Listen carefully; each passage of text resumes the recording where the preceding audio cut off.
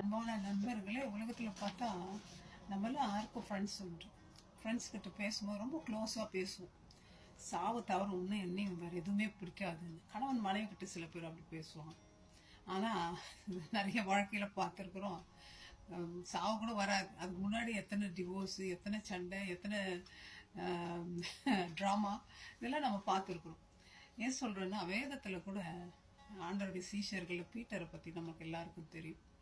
Peter ஆண்டவரோடு நடந்த சீஷர், ஆண்டவருடைய அற்புதங்களை கண்ணார கண்டவர், அற்புதங்களில் அவரும் ஆண்டவருக்கு கூட இருந்தவர், அதெல்லாம் விட்னஸ் பண்ணவர். அப்படி இருந்தும் ஆண்டவர் என்னன்றாரு, உன்னை மனிதனை பிடிக்க கொண்டு போகிறான் வான் கூப்பிட்டோன்னு அப்படியே ஓடியாந்துடுறாரு. எல்லாத்தையும் விட்டுட்டு வந்துட்டு ஆண்டவர்கிட்ட சொல்கிறாரு, ஆண்டவரே சாவு எனக்காக, நான் உமக்காக என்னைய சாக கூட ஒப்பு கொடுப்பேன் அப்படி சொல்லிட்டு சேவல் கூவுறதுக்கு முன்னாடி 3 தரம் மறுதளிச்சிடுறார். இந்த மனுஷன் எனக்கு தெரியாது அப்படின்னு சொல்லி பயந்து ஓடிடுறார். ஃப்ரெண்ட்ஸ், நம்ம கூட வாழ்க்கையில் எத்தனையோ முறை ஆண்டவரை விட்டுட்டு தூரம் போயிருக்கோம். ஆண்டவர் எனக்கு தெரியாதுன்னு சொல்லியிருக்கிறோம். ஆண்டவர் வேணான்னு உதவி தள்ளியிருக்கோம். ஆண்டவர் இல்லாத வாழ்க்கை எத்தனையோ நாட்கள் நம்ம கடந்திருக்கிறோம். ராம் முழுவதும் ரொம்ப டயர்டாயிட்டு, எக்ஸாஸ்ட் ஆகிட்டு மீன் பிடிக்கணும்ன்ட்டு மீனே கிடைக்கல. ஆண்டவர் பார்க்குறாரு பேதுரு. அப்போ ஆண்டவருக்கு சொன்னால் அந்த மீனெல்லாம் கரையில் வந்து கொட்டிட்டு இருக்கும். ஆனால் அந்த மீனெல்லாம் அந்த நெட்டுக்குள்ளே போகும்படி ஆண்டவர் கட்டளைப்படாது, போடுப்பா இந்த பக்கம் போடுப்பா. அப்போ கூட ஹாஃப் இருதயத்தோடு தான் பீட்டர், ஆண்டவரே உங்கள் வார்த்தையின்படி போடுறான் ஆண்டவர், இந்த முறையும் நமக்கு சக்ஸஸ் கிடைக்காது அப்படின்னு நினச்சிப்பாரா இருக்கும். வலை கிழியத்தக்க மீன்கள் அற்புதங்களை பார்க்குறார்.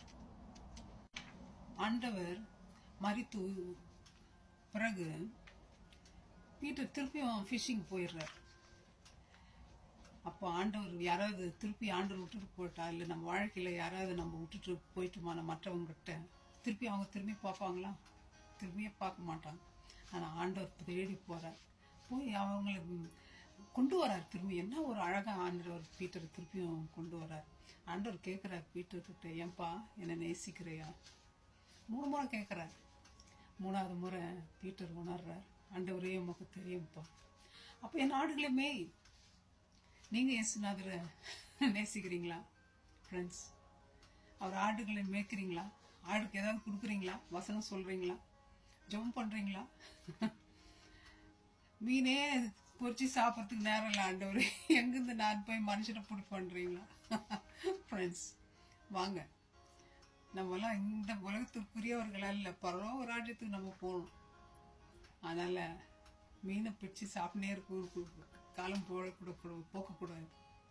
ஆகவே மீனை பிடிக்கிறத விட்டுட்டு ஆண்டோடைய ராஜ்யத்துக்குரிய காரியங்களை செய்வோம்.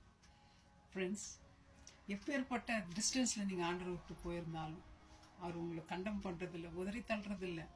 வா மகனேன்னு கூப்பிடுறாரு. திருப்பி உங்களை அவரோட பிள்ளைகளாக மாற்றுறது, அவரோடு பயணம் பண்ணுறது. போகலாமா?